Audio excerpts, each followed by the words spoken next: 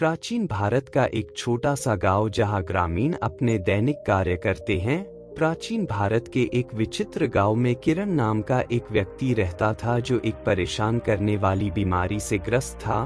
दृश्य में किरण अकेले बैठा हुआ, अपना पेट पकड़े हुए और परेशान दिख रहा है। किरण को पाचन संबंधी गंभीर समस्या थी। वह चाहे जो भी खाए, उसका खाना पचता नहीं था और उसके पेट में सड़ जाता था, जिससे उसे बहुत दर्द और परेशानी होती थी।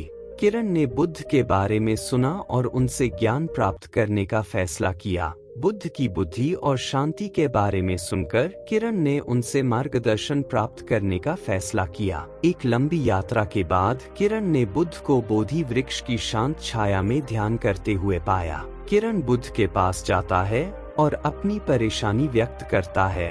वह कहता है कि गुरुजी, मैं एक भयानक बीमारी से पीड़ित हूँ।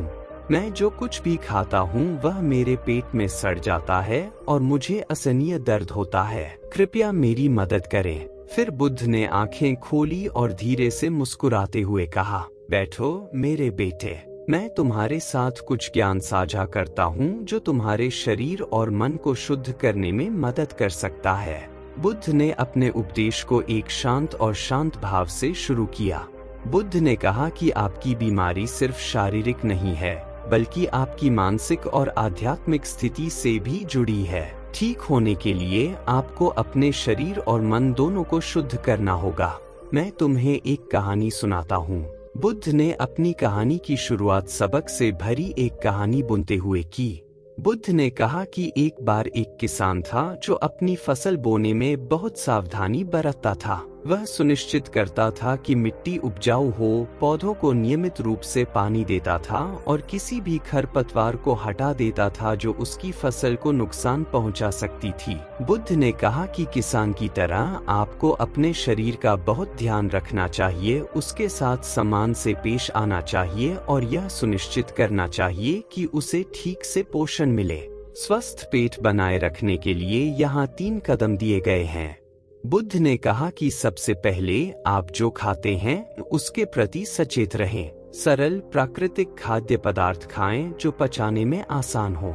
अधिक खाने से बचें और भारी या हानिकारक खाद्य पदार्थों से दूर रहें। बुद्ध कहते हैं, दूसरा, सुनिश्चित करें कि आप खूब सारा साफ पानी पिएं। विषाक्त पदार्थों को बाहर निकालने और आपके पाचन तंत्र को सुचारू रूप से काम करने के लिए पानी आवश्यक है। बुद्ध ने कहा, तीसरा, माइंडफुलनेस और मेडिटेशन का अभ्यास करें। तनाव और नकारात्मक भावनाएं आपके पाचन को गंभीर रूप से प्रभावित कर सकती हैं।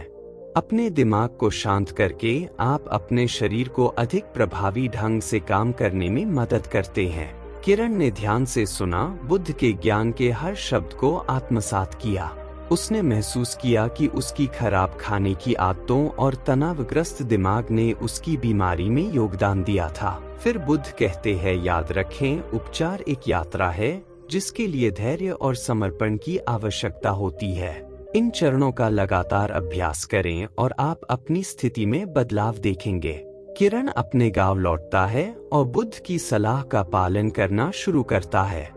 ठीक होने के लिए दृढ़ संकल्पित किरण अपने गांव लौट आया और बुद्ध की शिक्षाओं को लागू करना शुरू कर दिया। दृश्य धीरे धीरे किरण के ठीक होने और स्वस्थ दिखने पर बदल जाता है। समय और दृढ़ता के साथ किरण की स्थिति में सुधार हुआ। उसका खाना ठीक से पचने लगा और उसे नई ऊर्जा और शांति का एहसास हुआ। किरण ने बुद्ध के ज्ञान को फैलाते हुए ग्रामीणों के साथ अपना अनुभव साझा किया।